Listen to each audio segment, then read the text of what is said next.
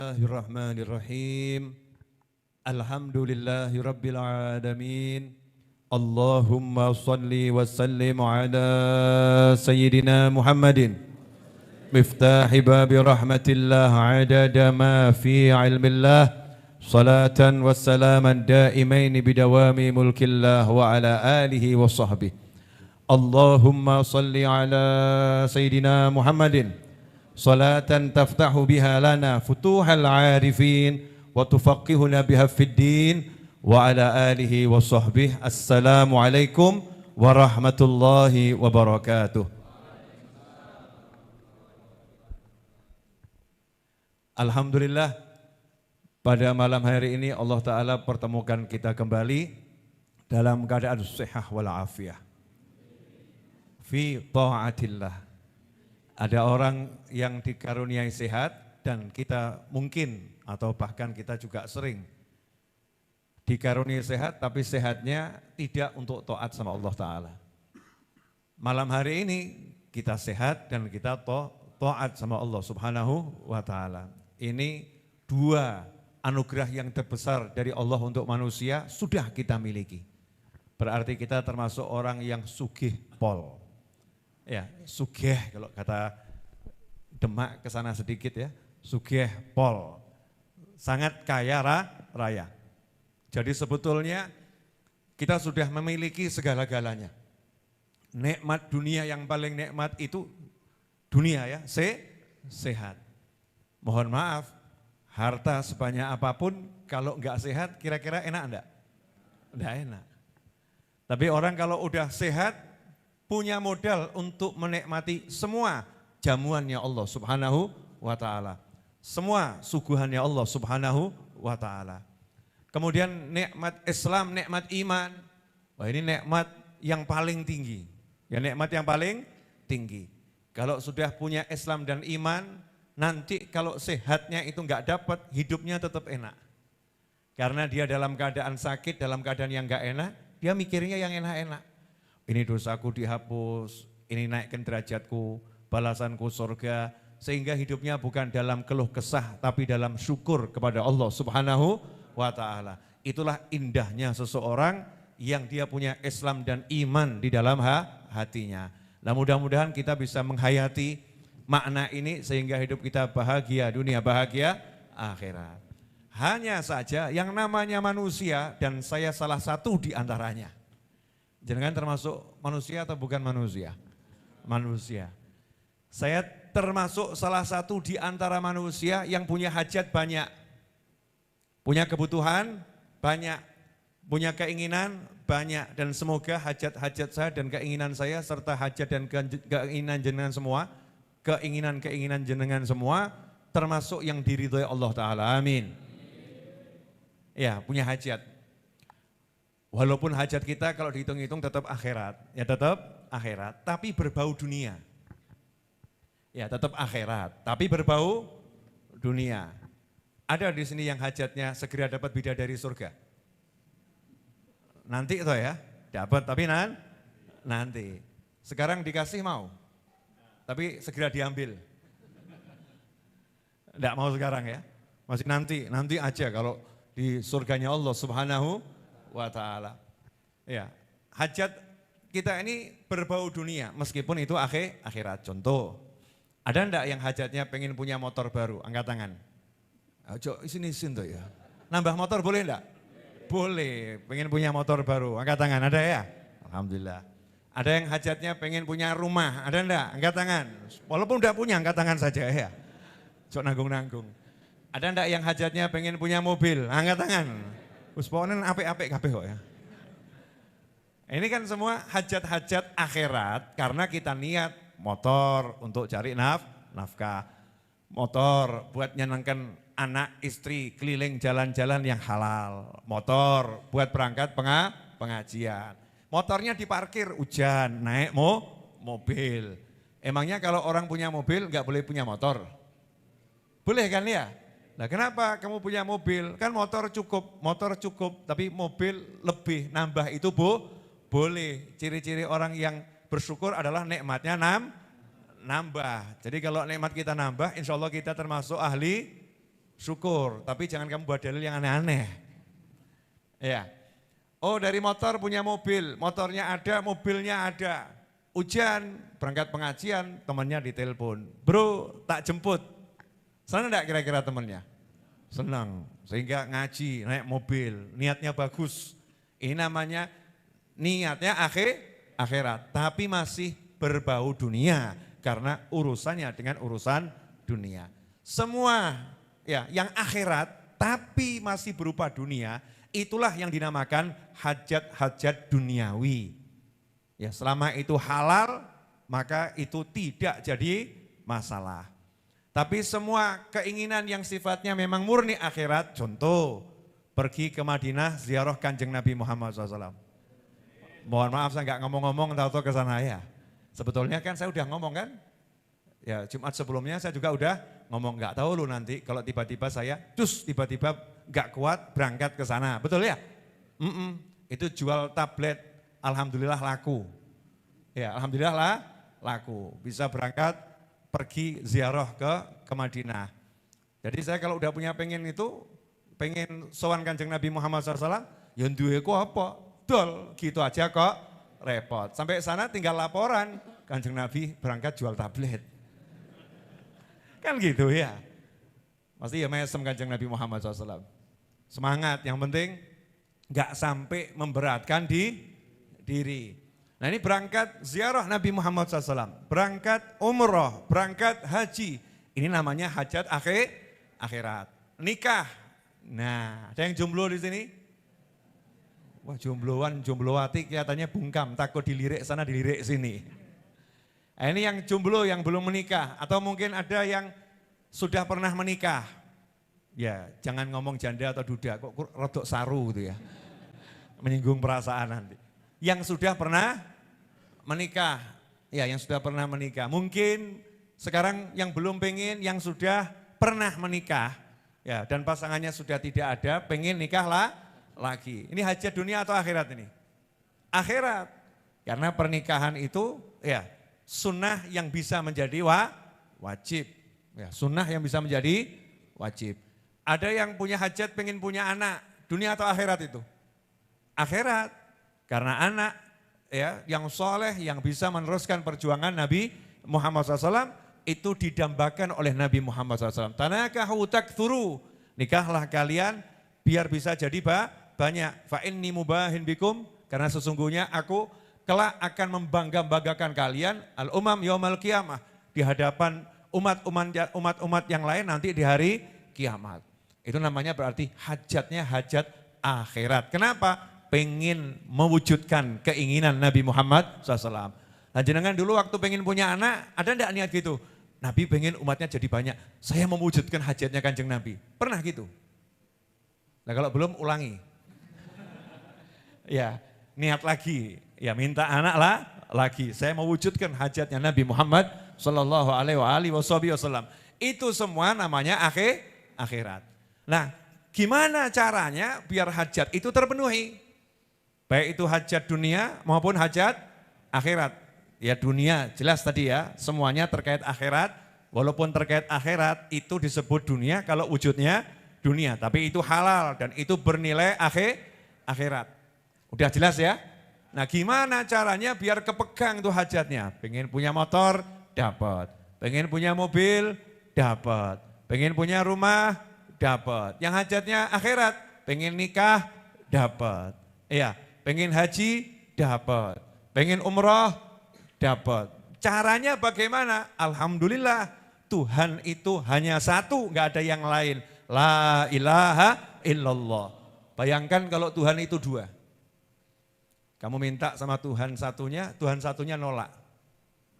Diveto sama Tuhan satunya, tok. Susah tuh doa terkabul. Betul kan ya? Makanya Allah itu hanya satu, la ilaha illallah. Enggak ada Tuhan kecuali Allah. Yang ada hanya Allah. Qul huwallahu ahad. Nah Allah yang Maha Esa, satu-satunya Tuhan di jagat raya yang menciptakan segala makhluknya. Allahnya bilang, ud'uni astajib lakum. Panggil aku, minta sama aku jawab panggilan kalian. Berarti kalau punya hajat, yang paling gampang ngapain? Nyari atau doa?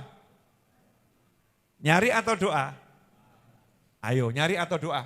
Daripada kamu cari capek-capek sama Allah gak dikasih, jadi bagusnya gimana? Saya kasih permisalan. Ya ini rotok gak enak sih ya, tapi gak apa-apa harus dijelaskan. Kalau gak dijelaskan nanti gak paham-paham. Boleh ya? Saya mau menjelaskan apa juga saya belum paham. Yang penting ngomong dulu, contohnya belum ada, perpanjangan waktu. Ya, kalau ngajar kan gak boleh mikir. Nah contoh, ya contoh. Di depan ada toko roti Alibaba. Ya, toko roti Alibaba. Pemiliknya saya. Di toko roti itu sudah ada beberapa jenis roti. Roti semir, roti coklat, ya, roti keju, ada. Jenengan pengen. Pemiliknya saya, tokonya di depan. Kalau jenengan kenal saya, enaknya gimana? Ke toko depan atau ngomong ke saya? Normalnya orang kan ke toko depan ya. Toko depan, permisi, beli, betul? Ya itu normal, itu jalur memang harusnya begitu. Tapi jangan lupa pemiliknya saya. Dan jenengan capek-capek ke sana, saya bilang yang satu itu jangan dijualin. Gimana? Kalau kasusnya begitu gimana? Mumet enggak? Loh saya bawa duit tuh, saya udah di toko. Kata bapak, Anda tidak boleh beli di toko ini. Sold out, semua sudah laku. Nah ini masih banyak barangnya, iya sudah dibeli Ustadz Iis. Gimana kalau begitu? Pulang dengan tangan hampa atau bawa sesuatu? Tangan hampa. Kenapa? Sombong, aku punya uang, aku tahu tokonya, aku bisa jalan. Saya lihat, enggak ya. Emangnya dengan duitnya dia bisa, emangnya dengan kekuatannya dia bisa. Dia lupa yang punya toko aku. Halo toko, tutup sekarang juga. Tok. Beli roti, yang jaga ada di dalam, Ustadz Iis yang jaga. Ustadz beli roti, bisa baca enggak? Apa? Baca. Tutup. Kan barusan buka? Iya barusan. Barusan juga saya tutup. Lu saya mau beli, datang saja besok pagi. Saya mau nanya, kalau begitu rasanya hati gimana itu? Enak atau enggak enak? Enggak enak. Beda itu, Mas Agus Mazid dari Jogja, telepon saya. Habib, siap, saya mau beli rotinya ada. Enggak ada tapi saya akan adakan. Yang punya saya kok. Pesannya apa? Oh saya senang sama beliau gitu kan ya. Pesannya apa? Roti semir sekian, ini sekian, oke. Ya saya telepon Ustadz Iis yang jaga toko. Buatkan roti sekarang, mau dilembur kayak mau ngapa, yang penting jadi sekarang. Kerahkan semua anak-anak, buatkan roti. Kenapa bisa begitu? Karena yang mau beli hubungi yang punya, betul. Dan yang punya baik hati. Akhirnya diambil alih, kamu duduk saja di Jogja biar aku yang urusi. Betul atau betul? Betul atau betul? Biar saya yang kirimkan Mas Agung berangkat ke Jogja. Bawa mobil, antar ini ke rumah Mas Agus. Mas Agus duduk di rumah, modalnya cuman telepon. Saya mau nanya, bisa enggak begitu terjadi? Bisa atau sering? Bisa atau sering? Sering. Kamu saja pakai itu aplikasi apa itu namanya? Ya itulah yang pokoknya itu. Nanti kan saya iklan enggak dibayar ya. Beli-beli online tuh loh ya. Kamu enggak datang ke tokonya, modal taktik diantar sampai rumah. Betul? Nah ini metode nomor 1 yang paling penting, hubungi yang punya. Nah, yang punya jagat raya Allah Ta'ala, kita enggak, ya aku pinter dagang, aku pinter usaha, aku pinter ini, nyombongkan diri, Allah lihat, sombong dia. Capek ke pasar keliling, sama Allah ditutup kerannya, krek. Orang yang lihat, walaupun promosinya luar biasa, iklannya luar biasa, Allah katakan sama hatinya orang yang mau beli, jangan beli. Noleh semua, Mas ini enggak tertarik, ini no. Sehebat apapun dia nawar, sampai diganti dengan berbagai macam cara, enggak ada hasilnya. Kenapa? Diblokir sama Allah Subhanahu wa Ta'ala. Makanya Islam mengajarkan upaya untuk mendapatkan rezeki yang nomor 1 itu bukan upaya yang sifatnya ilmu yang diajarkan oleh orang-orang pada umumnya. Tapi nomor 1 adalah taqwallah. Cara dapat rezeki itu takwa. Caranya halal, caranya benar, caranya dengan ibadah. Ngerti halal haramnya. Kemudian dengan ibadah, punya hajat, sholat hajat. Kamu baca zikir ini, jalan takwa. Baru melakukan jalan-jalan yang lain. Nah sekarang kan kebalik, jalan-jalan yang lain ditempuh, jalan takwa cadangan. Kalau kepepet baru jalan, kurang ajar kayak gitu. Paham ya? Jadi jalan takwa ini justru jalan yang the best, yang terbaik, yang terbenar. Itu yang andalkan, kemudian jalan yang lain tempuh dengan dibalut takwa. Pergi ke pasar pakai takwa. Ya, pergi ke toko roti pakai takwa. Pergi ke showroom pakai takwa. Pergi ke dealer pakai takwa. Pakai takwanya, tapi nomor satu takwa-takwa yang sifatnya sholat, hajat, yang sifatnya sholawat, zikir, jalankan. Ya jalankan. Kenapa? Karena yang punya adalah Allah Subhanahu wa ta'ala. Maka ilmunya para wali adalah gimana caranya minta sama Allah Ta'ala. Biar kalau minta itu langsung Allahnya ya. Tidak pakai lama. Ya, dan segera. Caranya bagaimana? Mau enggak saya jelaskan? Wani piro. Nah, ini zaman sekarang ini kalau dibilang wani piro mesem, soalnya rawani piro-piro. Kalau dulu kan piro-piro wani, kalau sekarang rawani piro. Yang penting gratis, namanya juga ilmu. Oke, satu hal yang pengen saya jelaskan, ini rahasia, tapi ya nggak apa-apalah di-share ya. Namanya manfaat. Makhluk yang paling dicintai Allah siapa? Nabi Muhammad sallallahu alaihi wasallam.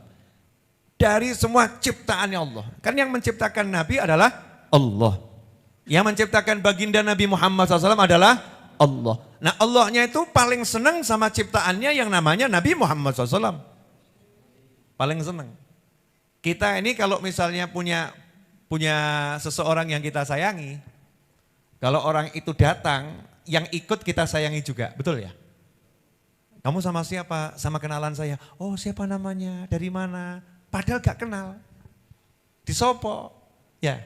Ada orang yang datang sendiri, sungguh-sungguh, nunggu 5 jam, gak disapa-sapa. Kenapa? Gak kenal. Nah kalau yang ini baru datang disapa, oh datangnya sama siapa? Dia gak datang sendiri, dia datang, dia ngajak orang yang saya sayang. Saya nyapa yang saya sayang, otomatis dia juga saya sapa. Wajar atau gak wajar? Wajar, begitu kan? Jadi caranya bagaimana biar doa kita itu, ya Allah kan maha mendengar, semua didengar. Tapi sama Allah diwujudkannya segera. Ya diwujudkannya segera. Gak pakai lama-lama. Caranya bagaimana? Caranya adalah bawa manusia, makhluk, ciptaan yang paling dicintai Allah Subhanahu wa ta'ala. Jadi datangnya ke Allah bawa Nabi Muhammad SAW. Contoh, kita ingat istighfar. Orang kalau punya dosa suruh ngapain?